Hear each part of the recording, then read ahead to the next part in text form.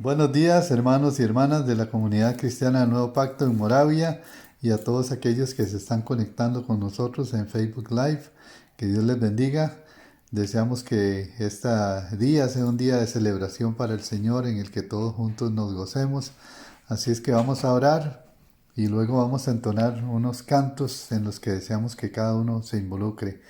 Padre, esta mañana ponemos en tus manos este culto que estamos haciendo para ti. Bendice a cada hermano o hermana que se está conectando, a los que nos vean después en diferido, Señor, que puedan recibir también la bendición tuya y que bendiga, Señor, a toda persona que esté necesitada y permite que la palabra que vamos a compartir hoy, y los cantos y la participación de Matilda y Luciano también le edifiquen y le llenen de ti, Señor, en el nombre de Jesús. Amén.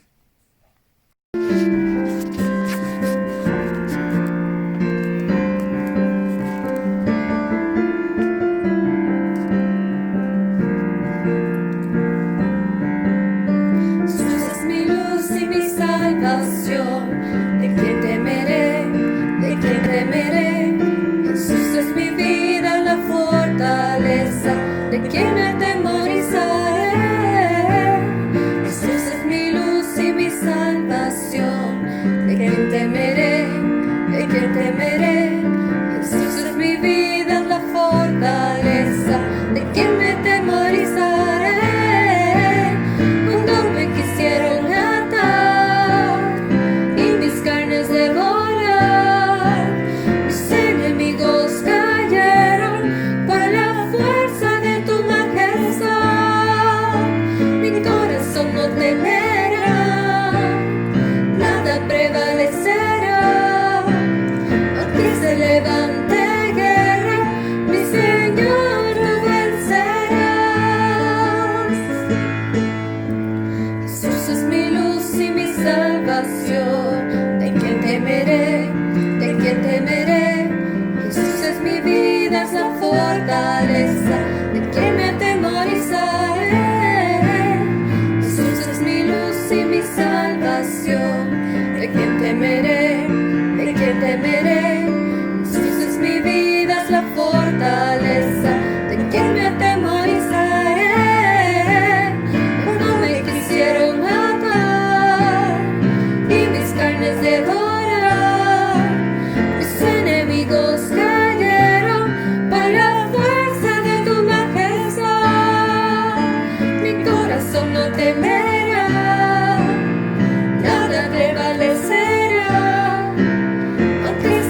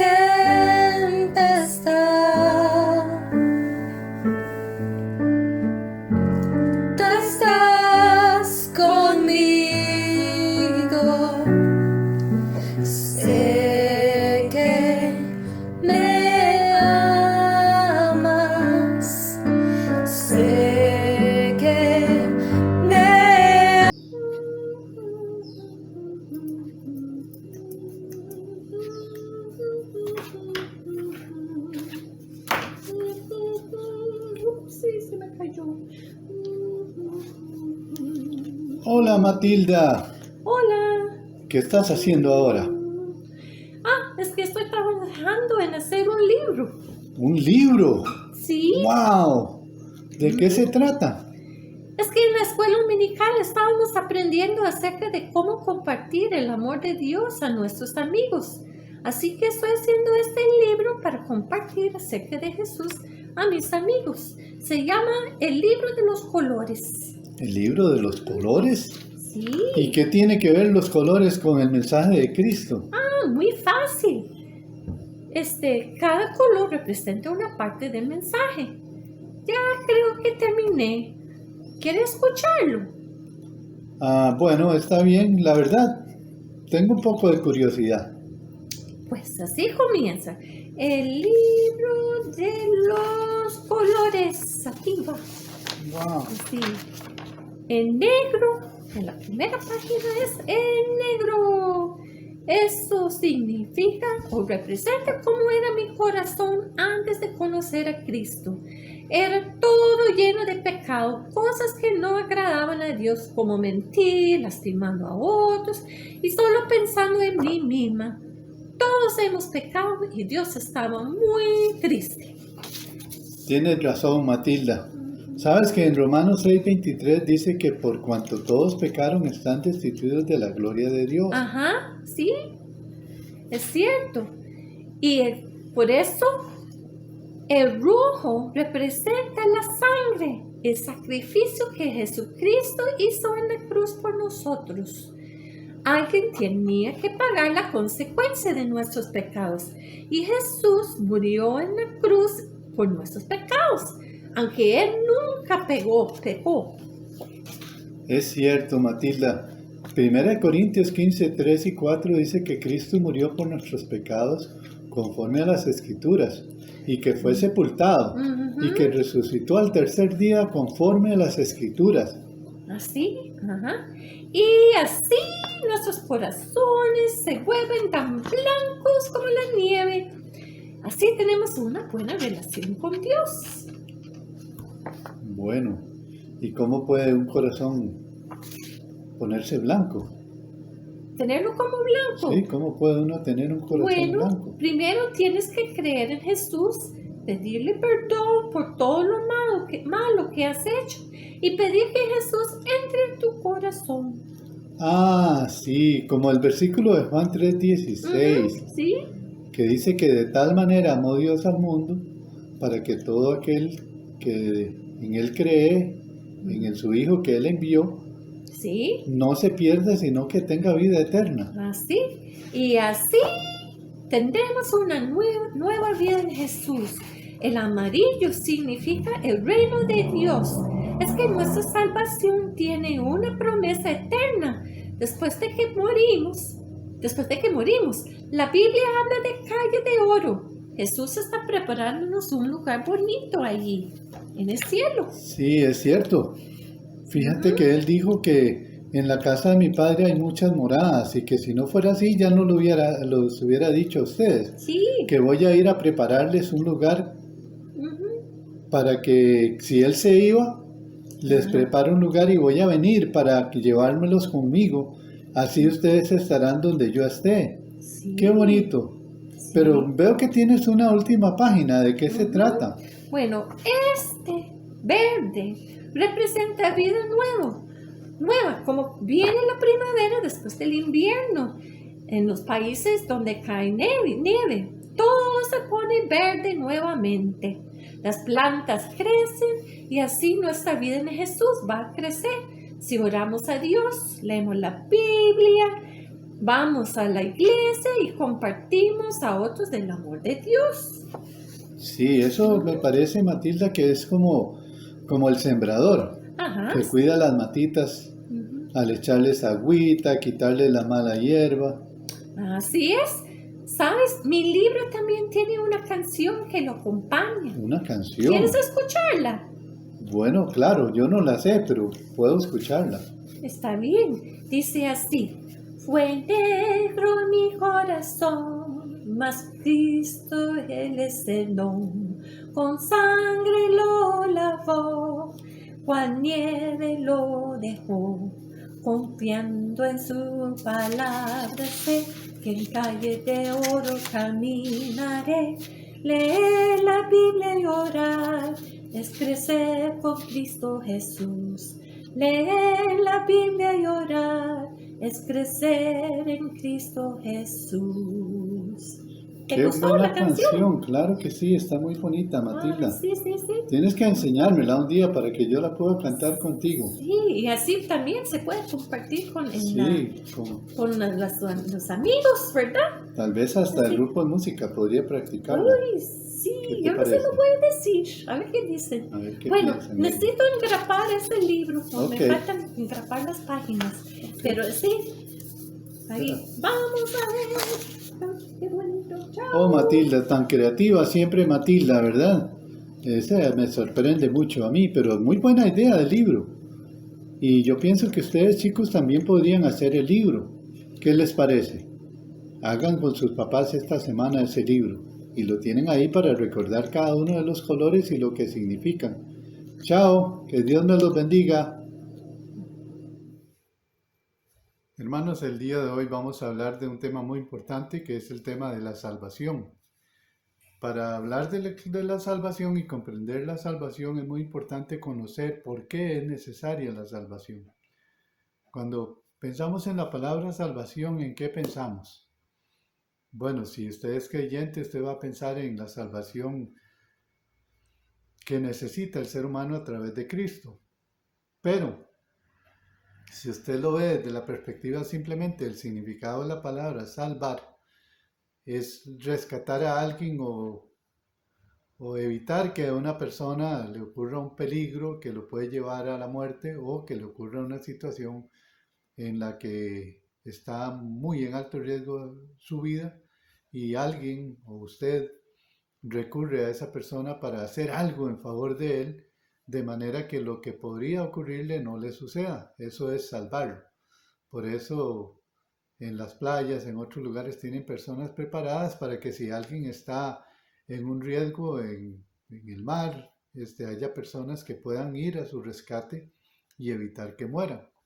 En ese caso se dice, lo salvaron. Muchas veces desde un punto de vista económico, a veces uno usa el término salvar, cuando dice, qué salvada, me llegó un aumento de sueldo, qué salvada, me llegó X dinero que no esperaba.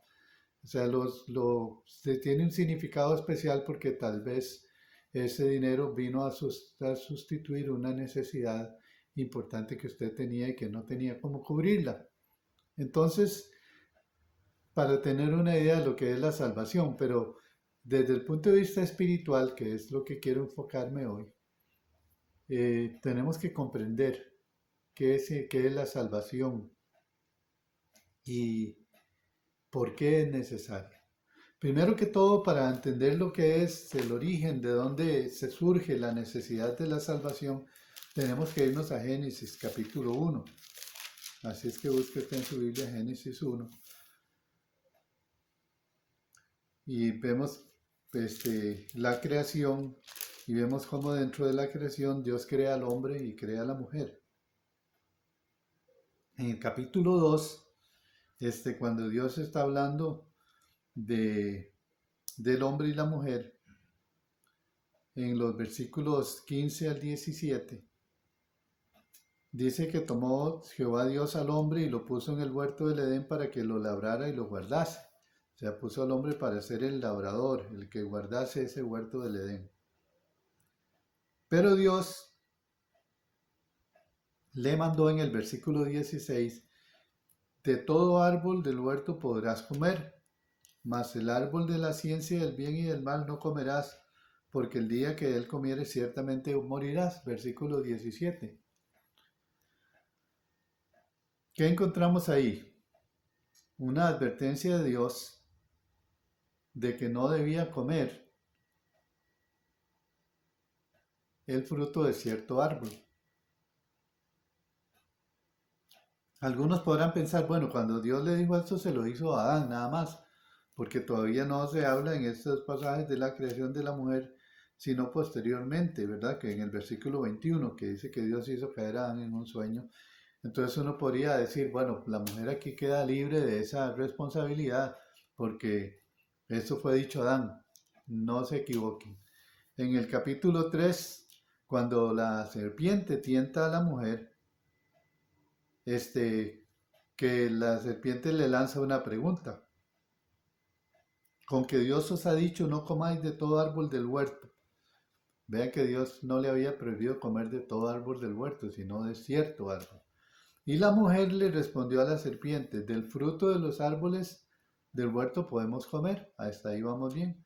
Pero del fruto del árbol que está en medio del huerto, dijo Dios, no comeréis de él, ni le tocaréis para que no muráis. Entonces queda claro con este versículo del capítulo 3, versículo 2 y 3, que la mujer también estaba enterada de que Dios había prohibido que se comiera de un fruto específico, de árbol que estaba ahí en medio del huerto. Entonces ni el hombre ni la mujer tenían excusa para alegar un desconocimiento de lo que Dios les había dicho. Pero ¿qué es lo que ocurre? Que en el versículo 6 del capítulo 3 de Génesis dice que vio la mujer que el árbol era bueno para comer y que era agradable a los ojos y árbol codiciable para alcanzar la sabiduría, y tomó de su fruto y comió y dio también a su marido, el cual comió así con ella. Es decir, en este pasaje de Génesis 3:6 encontramos el pecado del hombre y la mujer en la desobediencia a Dios. Mucha gente dice que es que el pecado es esto y el otro. El pecado es muy simple, el pecado es desobedecer a Dios. En este caso se desobedeció lo que Dios dijo y eso provocó una serie de consecuencias que vamos a observar ahí, siguiendo en el capítulo 3 de Génesis, varias consecuencias que encontramos ahí.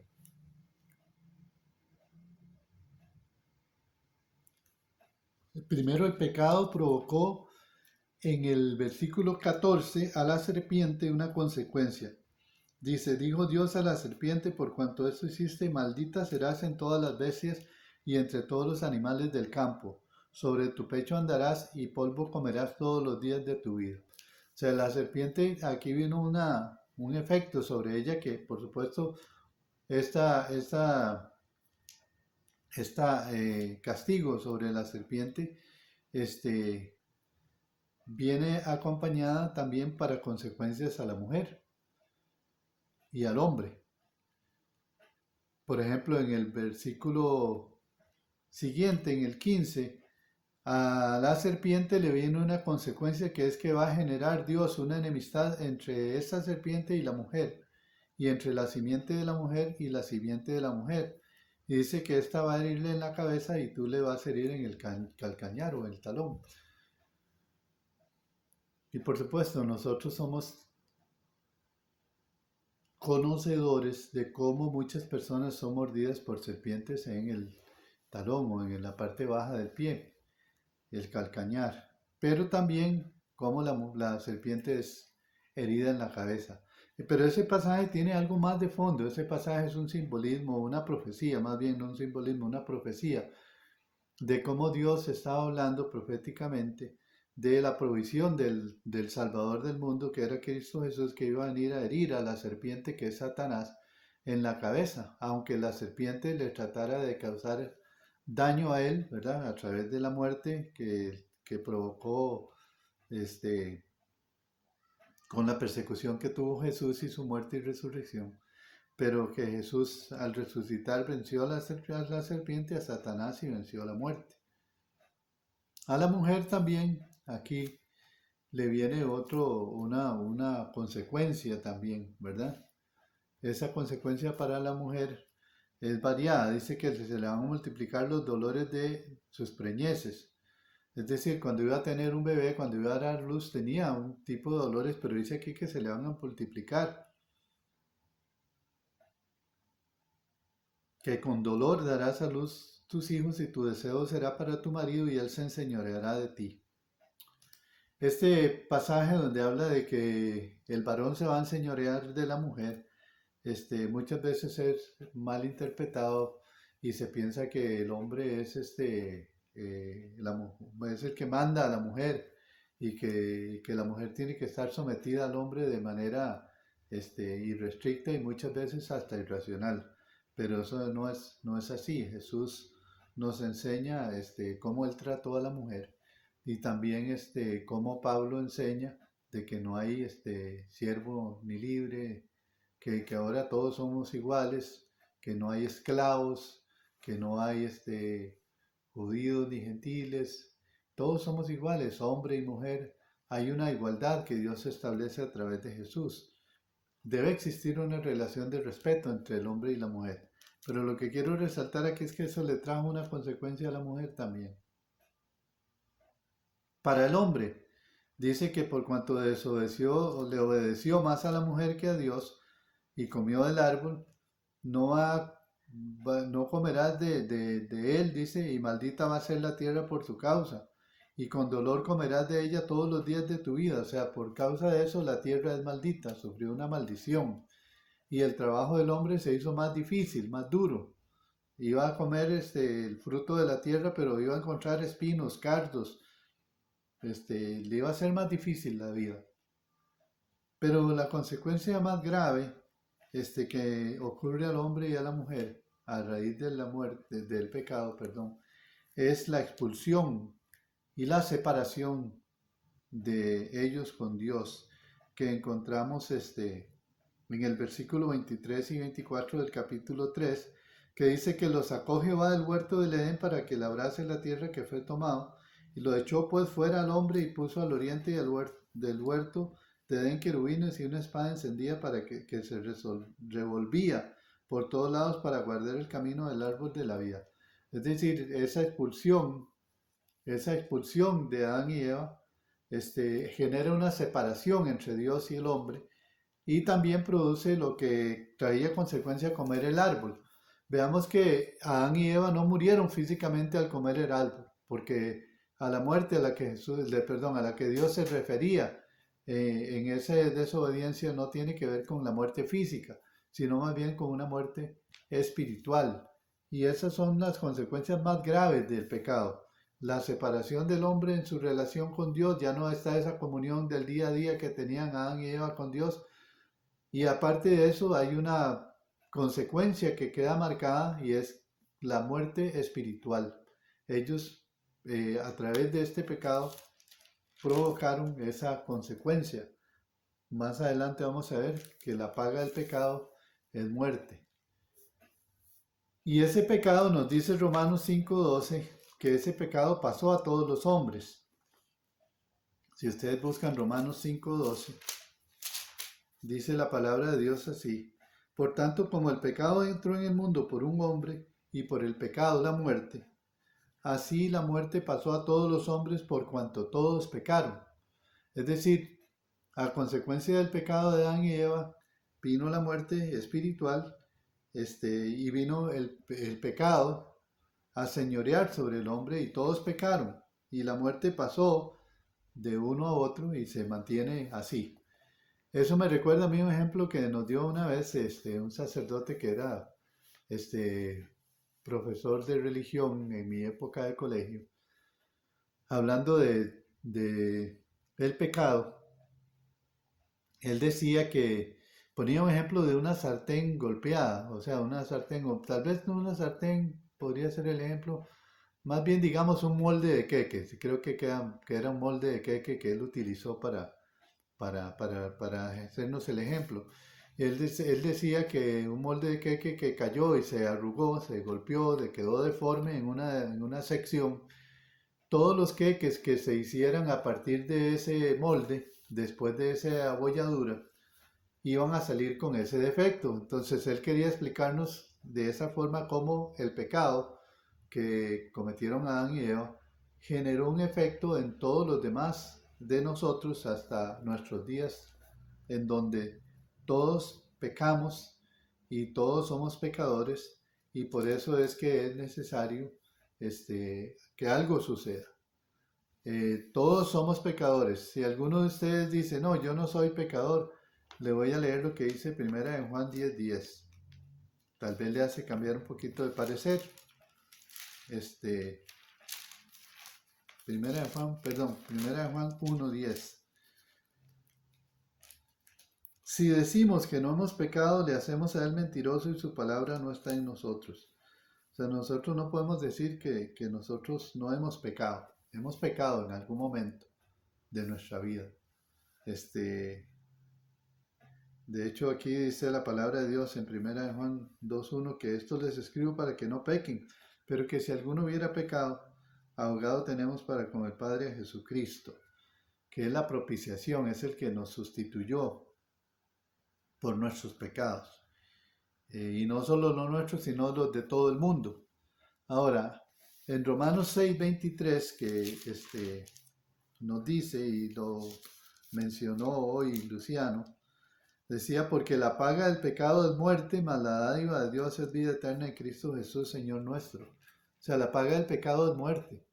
Pero Dios nos da un regalo, una dádiva, que es vida eterna en Cristo Jesús. Ahora, el pecado impide a la persona entrar a la gloria de Dios, porque en Romanos 3:23, que también lo mencionó Luciano, dice, por cuanto todos pecaron, están destituidos de la gloria de Dios. Es decir, no, si vemos el contexto en el capítulo 3 de Romanos, dice que no hay nadie justo, que no hay, está escrito, no hay justo ni aun uno. No hay quien entienda, no hay quien busque a Dios. Entonces, lo que comprendemos aquí claramente es que ninguno de nosotros, por nuestras propias obras, por nuestro propio esfuerzo, vamos a justificarnos delante de Dios del pecado que hemos cometido. Y el pecado trae como consecuencia muerte. Y el pecado ha hecho que estemos destituidos de la gloria de Dios si no conocemos al Señor Jesús, si no estamos caminando con el Señor Jesús. El hombre pecador, el hombre que peca, está destituido, tristemente, de la gloria de Dios. Entonces, como vemos, hermanos, a consecuencia del pecado, hay una sentencia, hay una resolución que es contraria a nosotros. En Colosenses capítulo 2:14 nos habla de esa resolución, de esa sentencia, y voy a leer un poquito lo que dice ahí en Colosenses capítulo 2, versículo 14. Dice que, voy a leer el 13 para que nos dé un contexto mejor. Dice, y a vosotros, estando muertos en pecados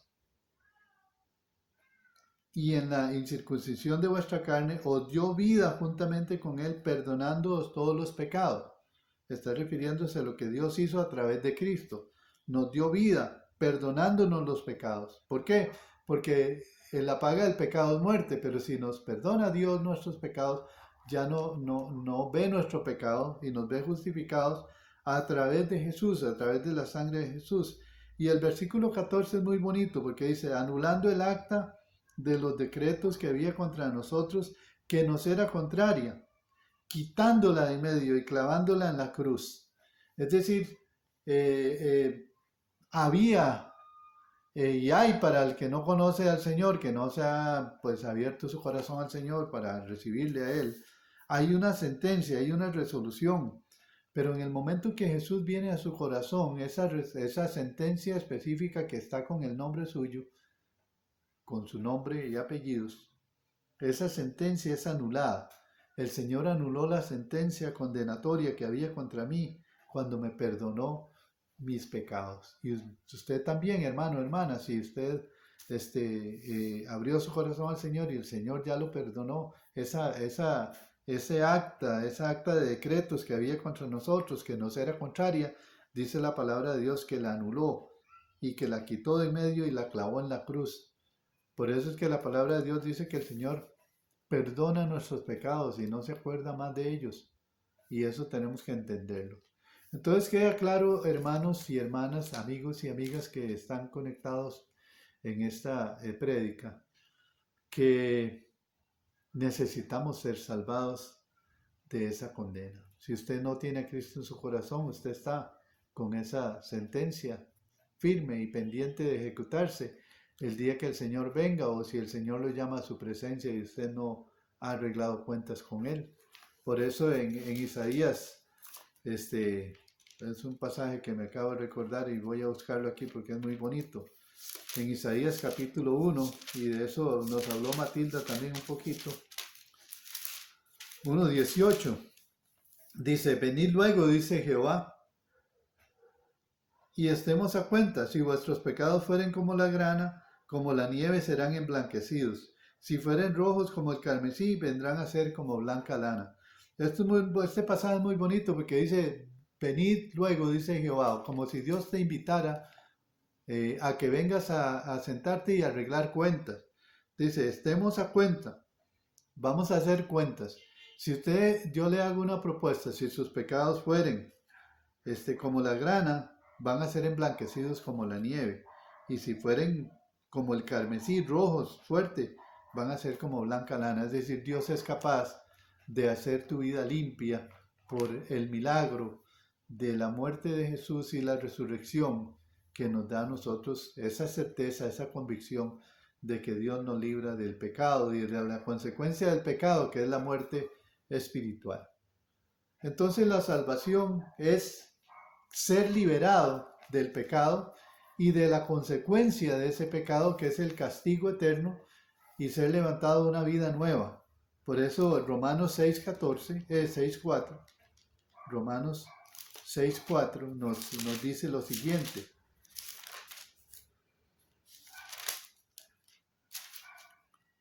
Porque somos sepultados juntamente con Él para muerte por el bautismo, a fin de que como Cristo resucitó de los muertos por la gloria del Padre, así también nosotros andemos en vida nueva. Cuando nosotros nos bautizamos, los hermanos y hermanas que somos parte de iglesias evangélicas o protestantes, los llaman algunos, tenemos la práctica de bautizar a las personas cuando son adultas, bajo la confesión de su fe. Y en el acto del bautismo esa persona es sumergida en el agua.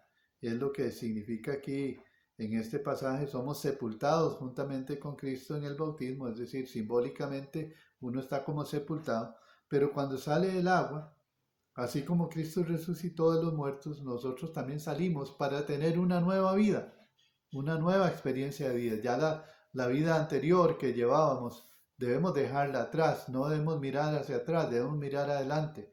Pablo decía, dejando atrás lo pasado, yo prosigo, me extiendo hacia adelante, hacia la meta.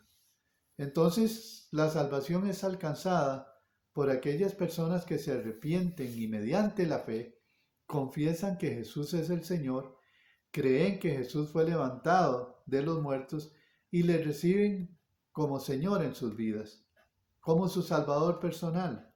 Esto lo podemos ver en Romanos mismo. El libro de Romanos es muy rico en este tema. En Romanos capítulo 10, versículos 9 y 10, dice que si confesares, el 8 dice, esta es la palabra de fe que predicamos. Si confesares con tu boca que Jesús es el Señor y creyeres en tu corazón que Dios le levantó de los muertos, serás salvo. Porque con el corazón se cree para justicia, es el versículo 10, pero con la boca se confiesa para salvación. Por eso es importante que las personas confiesen con su boca, que lo expresen. La palabra de Dios lo dice así, ¿verdad? Y dice que cerca de ti está la palabra, en tu boca y en tu corazón. Es decir, usted puede expresarlo. Usted puede expresar con su boca que usted cree que Jesús es el Señor y también que cree que Dios le levantó de los muertos. Porque si usted no cree que Jesús resucitó, su fe sería vana. Eso lo pueden ver ustedes en 1 Corintios 15. Habla muy ampliamente de eso. Pero aquí lo que nos está diciendo Romanos 10, 9 y 10 es que con el corazón se cree, pero se confiesa con la boca para salvación. Y el que confiese a Jesús como su Señor y le reconozca como que resucitó, dice que va a ser salvo. Entonces veamos lo que dice también Juan 1:12. Tal vez usted lo conoce, ese pasaje en el Evangelio de Juan, capítulo 1, versículo 12. Dice, Mas a todos los que le recibieron, a los que creen en su nombre, les dio la potestad de ser hechos hijos de Dios. ¿A quiénes les dio la potestad de ser hechos hijos de Dios? A los que le recibieron, ¿verdad? Muy importante. Y a los que creen en su nombre. Hay que creer en el Señor. El hombre no podía salvarse por sí mismo. Fue necesario que Dios enviara un Salvador. Ya estamos cerca de Navidad. Y Lucas, en el pasaje que nos narra el nacimiento de Jesús, en el capítulo 2 de Lucas, los versículos 10 y 11, claramente dice: pero el ángel les dijo: no temáis, porque he aquí hoy dos nuevas de gran gozo que será para todo el pueblo. Que os ha nacido hoy en la ciudad de David un Salvador, que es Cristo el Señor. Este anuncio que nos narra Lucas en el nacimiento de Jesús es claro de que Dios cumplía su promesa de provisión de un Salvador, el Mesías prometido, aquí al Cristo como ese Salvador. Hoy es un día de gran gozo, dicen los ángeles, porque ha nacido hoy en la ciudad de David un Salvador que es Cristo el Señor. Y ese Cristo, ese niño que nació, que vamos a recordar su nacimiento en diciembre, como es una práctica, una tradición, una costumbre, no se quedó como un niño. Él creció, cumplió su ministerio y cumplió el propósito por el cual Dios lo envió, que era morir por tus pecados y por mis pecados, para que nosotros recibiéramos ese regalo, esa dádiva de Dios. Ahora, a través de la muerte de Jesús, es que nosotros alcanzamos la justificación y la salvación por el perdón de nuestros pecados. Dice la palabra de Dios que Dios nos reconcilió con Él por medio de Cristo. Estábamos separados, como dije antes, cuando el hombre pecó, se separó de Dios, de esa relación de comunión con Dios. Pero Dios hace la manera, a través de Cristo, de reconciliarnos con Él. Y en el mismo libro de Romanos, que he mencionado bastante el día de hoy, encontramos un pasaje que nos recuerda eso en Romanos 5:10, que habíamos leído. Dice: porque si siendo enemigos fuimos reconciliados con Dios por la muerte de su Hijo, mucho más, estando reconciliados, seremos salvos por su vida. Aquí se ratifica, se reitera el tema de la salvación, es decir, que si siendo enemigos, imagínense, siendo enemigos, Dios nos reconcilió por la muerte de su Hijo, siendo enemigos, mucho más, si ya nos reconcilió, vamos a ser salvos por su vida. Entonces vea que la provisión de Dios para ser salvo está en Cristo Jesús. En Colosenses también, capítulo 1, versículos 19 y 20.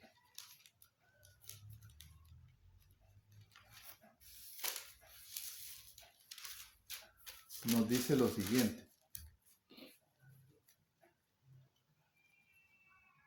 por cuanto agradó al Padre que en él habitase toda plenitud, refiriéndose a Jesús, agradó al Padre que en Jesús habitase toda plenitud, y por medio de él, por medio de Jesús, reconciliar consigo todas las cosas, así las que están en la tierra como las que están en los cielos, haciendo la paz mediante la sangre de su cruz. Es decir, Dios a través de Jesús permite que usted y yo tengamos paz con Dios, que estemos en paz con Dios. Y eso es una bendición, imagínense. Después de que había una condenación, una sentencia contra nosotros, poder tener paz y por ser liberados de esa condenación por medio de Jesús, eso es ser salvo, eso es la salvación, eso es decir, bueno, me salvé. Justificados, dice Romanos 5:1, justificados pues por la fe, tenemos paz para con Dios por medio de nuestro Señor Jesucristo. Nuestra fe en Cristo Jesús nos justifica delante de Dios, y esa fe en Cristo Jesús nos trae paz para con Dios, nos hace estar en relación de paz con Dios. Qué bonito saber que tú y yo tenemos paz con Dios, porque el Señor nos ha llamado a vivir en paz. Entonces veamos que la salvación tiene que ver con que el hombre pecó y generó un efecto en toda la humanidad a través de ese pecado, como el ejemplo que les puse del molde del queque. Todos nosotros hemos salido con el defecto del golpe del molde de queque, poniéndolo como un ejemplo. Hemos salido marcados por el pecado, pero Dios proveyó a través de su Hijo unigénito para que por su muerte se trajera el perdón de pecados y la salvación a los que creemos en Él. Por ejemplo, en Romanos 5:8 dice: mas Dios muestra su amor para con nosotros, en que siendo aún pecadores, Cristo murió por nosotros. Vean qué importante esto, porque Cristo no murió por nosotros después de que, esperando decir, bueno, voy a esperar a que ellos dejen de ser pecadores. Cuando ellos dejen de ser pecadores, voy a morir por ellos. No tiene sentido eso, porque Él vino a sustituirnos a nosotros, a tomar nuestro lugar, a llevar nuestros pecados, nuestras cargas, todo nuestro pecado. Isaías 53 lo explica muy bien. Pero dice que somos justificados por la fe para tener paz con Dios por medio de Jesús. Y también, como dijo aquí, dice que Dios muestra el amor de Él en que siendo pecadores, estando en pecado, Cristo murió por nosotros. Murió con nosotros para proveernos la forma en la que nosotros podemos alcanzar esa salvación que Dios quiere para todos, que no es exclusiva para algunos, es para todos. Por eso en Juan capítulo 3, versículo 16, versículo reconocido y que casi todos los cristianos lo aprendemos de primero, recién convertidos, porque de tal manera amó Dios al mundo que ha dado a su Hijo unigénito para que todo aquel que en Él cree no se pierda, mas tenga vida eterna. Para que todo aquel que en Él cree no se pierda, mas tenga vida eterna. No va a tener muerte eterna, va a tener vida eterna. Porque hay una muerte eterna, que es la muerte que produce el pecado. Porque dice el versículo 17 de Juan 3 que Dios no envió a su Hijo al mundo para condenar al mundo, sino para que el mundo sea salvo por él. Es decir, el propósito de Dios de enviar a Jesús es salvar a la humanidad. Y el que cree no es condenado, pero el que no cree ya ha sido condenado porque no ha creído en el nombre del unigénito Hijo de Dios. Es decir, las personas se condenan por su propia voluntad, porque no quieren creer. Y bueno, la condenación, lo dice aquí el versículo de Juan 3, es que la luz vino al mundo y los hombres amaron más las tinieblas que la luz por el que sus obras eran malas. Pero dice el versículo 21, que el que practica la verdad viene a la luz para que sea manifiesto que sus obras son hechas en Dios. Entonces aquí vamos a encontrando claramente el propósito de Dios a través de Jesús para darnos salvación. Entonces el hombre se salva de la condenación eterna y de la muerte espiritual eterna. De eso es lo que nos salvamos, lo que se llama en Apocalipsis 20, 14 y 15 la segunda muerte. Y vamos a ver lo que dice ahí Apocalipsis, la segunda muerte. Apocalipsis capítulo 20, versículos 14 y 15, nos dice: y la muerte y el Hades fueron lanzados al lago de fuego. Esta es la segunda muerte. Y el que no se halló inscrito en el libro de la vida fuera lanzado al lago de fuego. O sea, fueron lanzados el Hades y la muerte, pero también aquellos que no estaban inscritos en el libro de la vida fueron lanzados al lago de fuego y sufrieron entonces la segunda muerte. Esa es consecuencia del pecado de Adán y Eva. Y Romanos 8:1 nos recuerda lo siguiente. Dice: ahora pues ninguna condenación hay para los que están en Cristo Jesús, los que no andan conforme a la carne, sino conforme al Espíritu. Los que no andan conforme a la carne, sino conforme al Espíritu. No hay condenación para el que está en Cristo. Ya la condenación, esa sentencia de condenación, fue anulada por Cristo en la cruz. Entonces la salvación, hermanos y hermanas, y amigos y amigas, está disponible para todos. En 1 Timoteo, capítulo 2, cuando nos instruye el Señor a orar por los reyes, por los que están en eminencia, para que vivamos quietos y reposadamente, en toda piedad y honestidad, dice el versículo 3, porque esto es bueno. Es bueno orar por nuestros reyes, es bueno orar por los que están en eminencia. Es bueno que oremos por nuestros gobernantes, para que vivamos quieto y reposadamente, sí, pero eso es bueno, ¿por qué?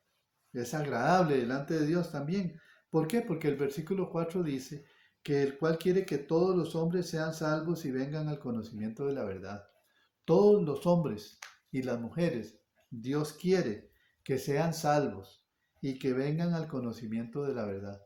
Por eso cuando usted ora por su presidente o por sus ministros o por sus diputados, ore para que aquellos que no conocen al Señor lleguen a conocerle y sean salvos y vengan al conocimiento de la verdad. Y también para que vivamos de manera pacífica.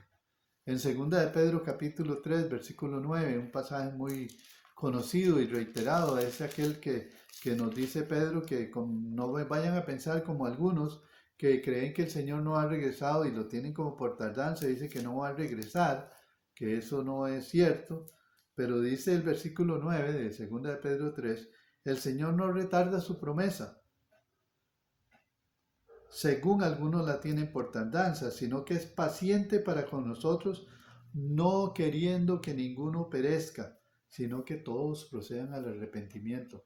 Esta salvación que les estoy explicando está disponible para todo ser humano, toda persona que esté en ese momento viva, que esté con conocimiento de lo que estamos hablando, que lo reciba, lo escuche y esa palabra penetre su corazón. Tiene esa bendición de poder decir, yo me voy a caminar con Jesús para tener esa salvación tan importante que la palabra de Dios nos habla. ¿Qué debo hacer para ser salvo? Bueno, esa fue la pregunta que hizo un carcelero a Pablo y Silas en Hechos capítulo 16, versículo 30. Hechos 16, 30. Recuerden que Pablo y Silas fueron encarcelados en Filipos, estaban ahí presos por predicar. Entonces, cuando estaban ahí a medianoche orando, dice la palabra de Dios en el versículo 25, y que también cantaban himnos a Dios, y todos los presos les oían. Pero vino de repente un gran terremoto, y las puertas, la cárcel se sacudió, las puertas se abrieron, se le rompieron las cadenas a los que estaban prisioneros, no solo a Pablo y Silas, sino a todos. Y entonces el carcelero se despierta porque estaba durmiendo, y al ver las puertas abiertas sacó la espada y se iba a matar, pensando que los presos habían huido, porque dijo, bueno, si se van los presos, ya yo no tengo razón, aquí me van a mandar a matar de todas maneras. Pero Pablo le dijo, no te hagas daño, todos estamos aquí. Interesante, porque aún aquellos que tal vez estaban ahí por razones justificadas, porque cometieron alguna falta, no aprovecharon para huir, sino que se quedaron. ¿Por qué? Porque Dios había hecho algo en ellos al escuchar a Pablo y Bernabé orando y cantando. Entonces dice que él entonces pidiendo luz se precipitó adentro. El hombre, el carcelero, se metió adentro, pidió una lámpara de esa ahí para alumbrar, entró con una antorcha probablemente, temblando, y se postró a los pies de Pablo y de Silas.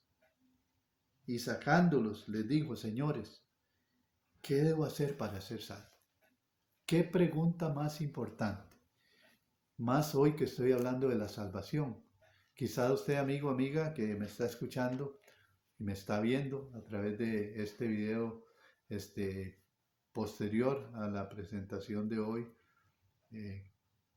usted podría pensar, ¿qué debo hacer para ser salvo? Si es que usted no es salvo aún, si usted no ha seguido la instrucción. Bueno, la respuesta de Pablo es la misma que te puedo dar. Dice aquí que ellos le dijeron, Pablo y Silas le dijeron al carcelero, cree en el Señor Jesucristo y serás salvo tú y tu casa. Versículo 31. Cree en el Señor Jesucristo y serás salvo tú y tu casa. Creer implica arrepentirse. Creer implica apartarse del pecado. Cuando tú crees, en Jesús, le reconoces como el Hijo de Dios y permites que Él sea tu Señor. Así como leí en Isaías 1:18 que Dios te llama a estar a cuentas. Dice la palabra de Dios en 2 Corintios capítulo 5, versículo 17. De modo que si alguno está en Cristo, nueva criatura es. Las cosas viejas pasaron y aquí todas son hechas nuevas. Dios es capaz de hacer una nueva criatura en tu vida, de hacerte una nueva persona. No importa lo que haya pasado.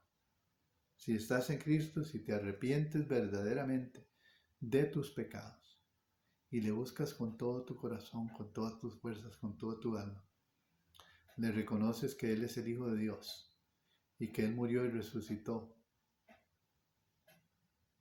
y le recibes, como dice Juan, en tu corazón, que a los que le recibieron les dio el derecho, la potestad de ser hechos hijos de Dios. Dice la palabra de Dios que Dios hace una nueva criatura y que las cosas son viejas, pasaron y todas son hechas nuevas. A partir de ese momento Dios empieza a escribir una nueva historia de tu vida. Y lo más importante es que adquieres la salvación y la vida eterna. Jesús dijo, el que cree en mí, aunque esté muerto, vivirá. Es decir, Adán y Eva no murieron físicamente al momento de pecar. Ellos murieron posteriormente porque no son eternos. Ninguno de nosotros somos eternos. Pero hay una muerte que sí existe para el que no se arrepiente de sus pecados, y es la muerte espiritual. Dios no quiere que ninguno se pierda y llegue a esa condenación de experimentar la muerte espiritual. Yo quiero orar y pedir a Dios que te bendiga, que si tú no le conoces, abras tu corazón a Él. También quiero orar por hermanos que van a cumplir años en esta semana, que Dios les bendiga mucho a ellos también.